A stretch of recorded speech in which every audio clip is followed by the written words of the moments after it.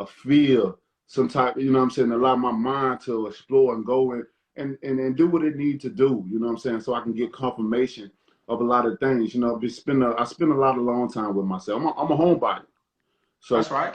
I love being at home. I love everything about home. When they say the pandemic hit, it was like, okay. You know what I'm saying? Because I'm always at home, period. A lot of people go out a lot. You know what I mean? I always go, you know, I do my trips and stuff. And if I, you know, I went to Jamaica by myself, you know what I'm saying? Secluded, just, I needed that time for myself. You feel me? Yeah. So I got the PJ, I got up, I went, boom. You know what I'm saying? I was all like that by just chilling. You know, I like to do that just to meditate. I like to meditate, man, get myself right. You know what I'm saying? If I do travel, it'd be like different islands and stuff like that with the family and all that. But other than that, I come right back home and we spread the love back at home as well. You know, I'm a very deep guy, you know what I'm saying? And You know I know, bro. You know I know, and that's why I say I understand that. So basically, you love to enjoy the fruits of your labor. You know, like you worked hard. You should own some land and some property, and that's why you are one of the guys that's paving the way for a lot of young people coming up in this real period. You know, you a game changer, bro. So that's great.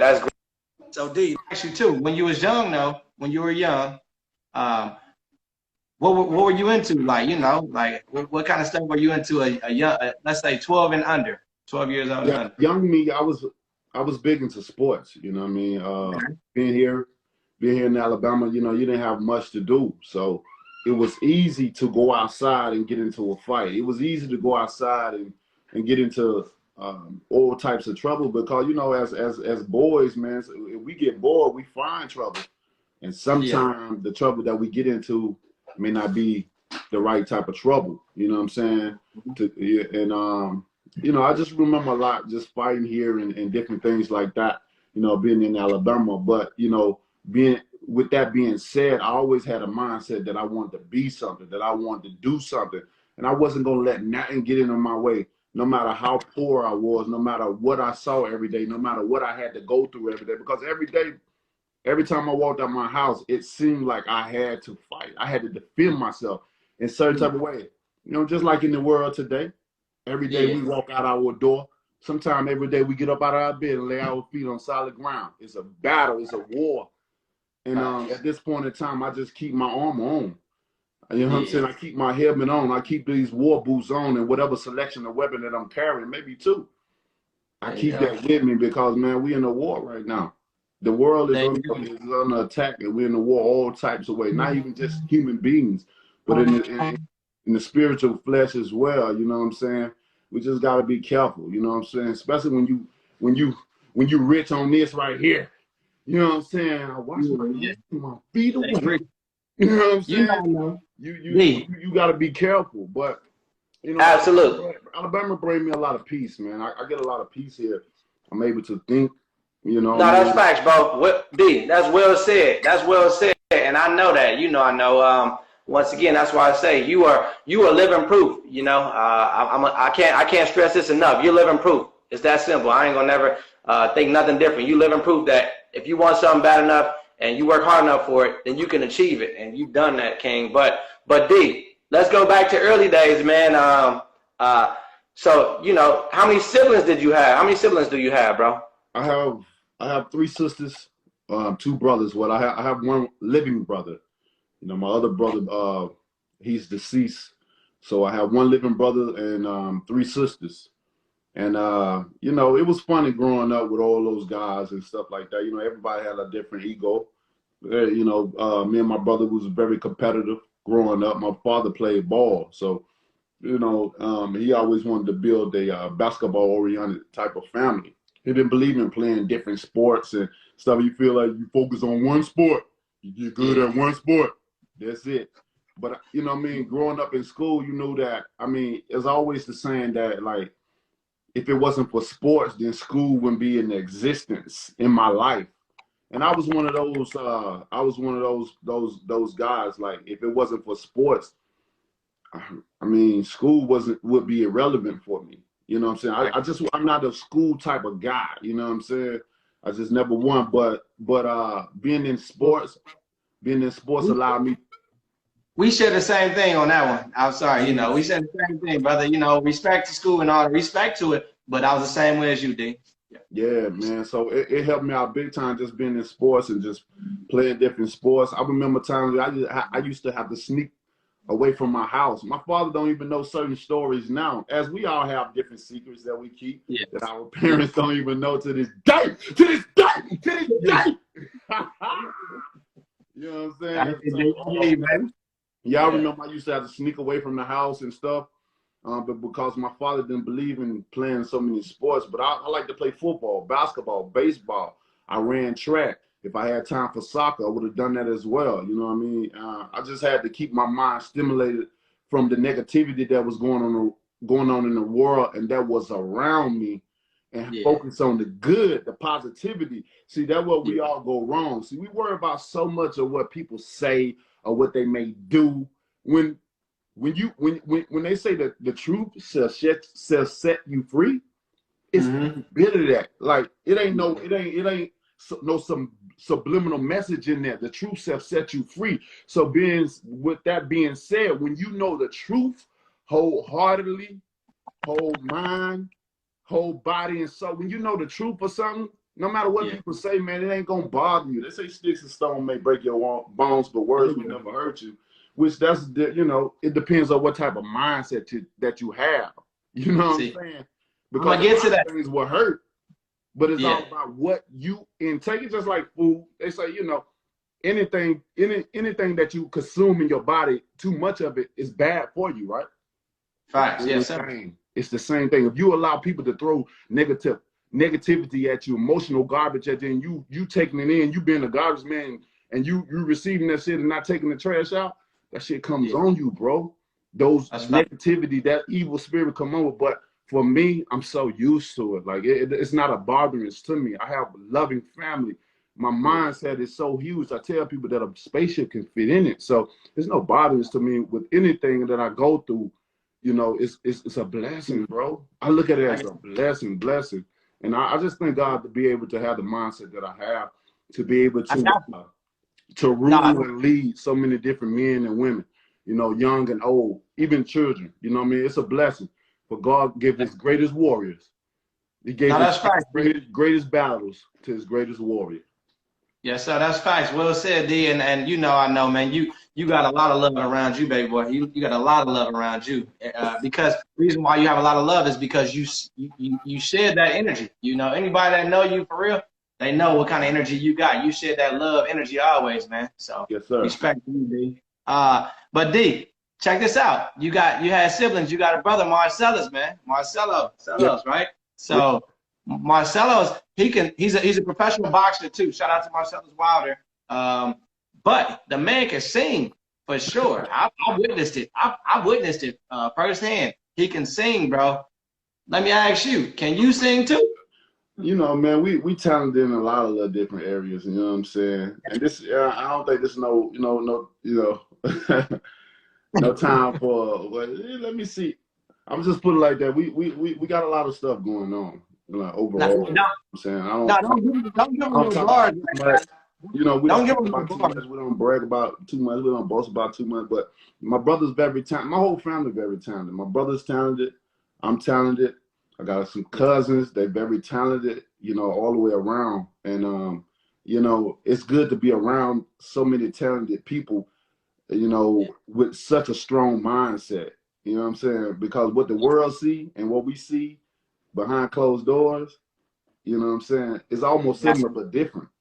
The only thing what the world see is only what they want to take in. A lot of people don't want to take in what they really see. They want to, imagine whatever they see or whatever they comprehend that come from a situation or whatever, which is fine. Everybody entitled to their own opinion or have their own mindset of thinking. But when I'm around these people and stuff like that, man, it's it just lets you know that life is so good, and it's just amazing to be around so many great people with a mindset of I want to be great at what I do. You know what I'm saying? So that's what I sit around the bed of people that are always thinking about what I need to do, how I need to invest this, how I can get my business up and running, how I can keep money flowing, how I can get a business where if I spend this, I got something else. I can sleep at night making money and stuff. That's all we. Man, it's crazy though, and Yeah. but we got a lot of talent amongst the family, amongst my friends, and everything. So man, I'm blessed, bro.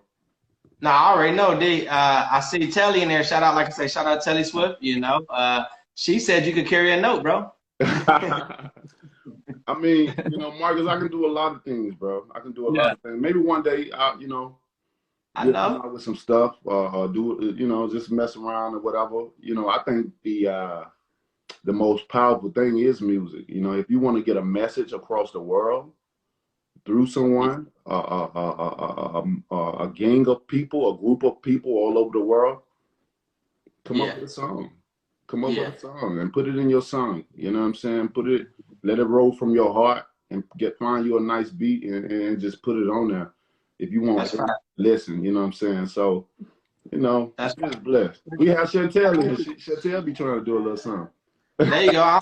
Hey, D, like I told you, bro, this is why I do this Good Music Monday. We get the good insight on whoever I have on, but the original idea is to let everybody know how music is a universal language, and it speaks that language to everybody. So we all love music. I think everybody in here is a music head. I don't know what genre, what kind of music they like, but it's okay. You know, we appreciate all music.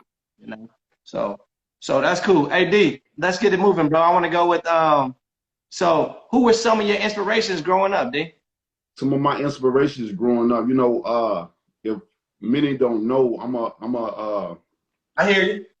I'm a pastor's child, so you know, man, I was born and raised in the church, you know, literally all my life, you know what I'm saying, and that's how we listen to different gospel music and stuff like that. We was a representation of our Father, so we, you know, when we go places or when we went places, we represented Him, and you know, Dad always wanted to be represented right, and you know, he wasn't with that foolish stuff. It was certain things that we could do. Certain things we couldn't do. It was certain music we could listen to, and there's certain music that we couldn't listen to. And you know, he was very strict. My father was very strict. You know what I'm saying? You know, I think we was blocked and shielded from a lot of different things amongst the world now. You know what I mean? But you know, I thank God for that though. I thank God for it all. You know, we still did our little things, you know, on the side or whatever. You know, I remember my sister would listen to Aaliyah, Rock the Boat. And my father came in one time, you know what I'm saying? It was from church preaching or whatever. And she was playing Rock the Boat, Rock. My father came in, girl, get out of it. Get that hang off your ear talking about rock the boat. I'll rock your boat. Get out, man. You know, different things like, man, it was so funny, you know, back in those times, you know what I'm saying? But you know, he you know, he had a purpose. He had a goal that how he wanted to raise his children. You know what I'm saying? And then, you know, while him being in the front light, you know what I'm saying, of God, you know what I mean, he wanted to make a great impression, not on us, but amongst everyone else that's gonna be looking in. Like if he wasn't around me, he knew that I must carry myself with the utmost respect, rightfully. You know what I'm saying? Because I'm representing him. And this is what he installed. So I come from that background, man. A family just very close, a tight-knit family, you know what I'm saying? And, so to sum that up, I think it sounds like you saying your father was one of your you know, biggest inspirations, your father and your family, huh? Yeah, my father, you know what I'm saying? I seen him do a lot of things, you know. My father was a very, very, very hard worker. It was a point in time where my father took up on the challenge of raising, you know, all of us. It was a point in time, me and my mom and dad, they split it up at one point in time, but my father took up on the challenge of raising all four of us. It was time where he wouldn't sleep. It was time where he wouldn't eat. It was time where he would have to scrape our place. Like if he bought us something, whatever we didn't finish, that's what he would consume to eat and go on and stuff like that. Times was hard, bro, but we didn't understand that. You know what I'm saying? Being kids, because they only show us so much, you know what I'm saying? Because they don't want a child to be worrying. You know, a child shouldn't have to worry about nothing, but growing up in this world, living, you know, learning things, you know, and living, learning, and loving. You know what I'm saying? That's what I put it as. And my father, he made sure everything was right. Although we didn't have you know, much money or nothing like that. But he was a big influence on me, even with saving. I'm a huge saver. I love saving my money. I love stacking up and doing the right things with it. I'm big, and I've been doing that, you know, ever since I was young. So, you know, that was major for me. And now I'm able to teach some of my family, some of my employees, you know, some of my family and friends, certain techniques and values of what it is to save money and invest it and put it in certain places and stuff. I'm big on land and property. You know, I got a lot of land and property all over and stuff like that. A lot of people don't know a lot of things of me, which my father always told me: keep people off balance about you, son. Don't let everybody know everything about you. You know what I'm saying? That stuck with me. And another thing, you know, my mom was a, you know, big influence on me as well. You know what I'm saying? I can say that it was one poster that I had before the house burnt down. She had a poster that she gave me. I think I was 7 or 8 years old, and I was fascinated by this poster. And it was just a simple poster with a teddy bear with a bandana on his head, and it was running a race. And when it was at the finish line, and you had the tape right here by this body, and the word said, "You don't know what you can do until you try." And those simple words right there stuck with me for the rest of my life. I still rehearse. I still think about that poster. I still sit that in the back of my mind and say, "You don't know what you can do until you try." And that's a strong statement, because we have so many people in the world. It's so talented, Marcus. Yeah. They're so talented in so many different areas, man. But they allow themselves to be content in their position in life. They allow themselves to be content around their peers. That might not never get them, you know, not going nowhere themselves or have negativity. Then you know that if you surround yourself by negativity, you shall become that. If you surround yourself by positivity, you shall become of that. So you want to be around people that you want to become. Because if you're around certain people and you don't want to be that, you better go. You better run.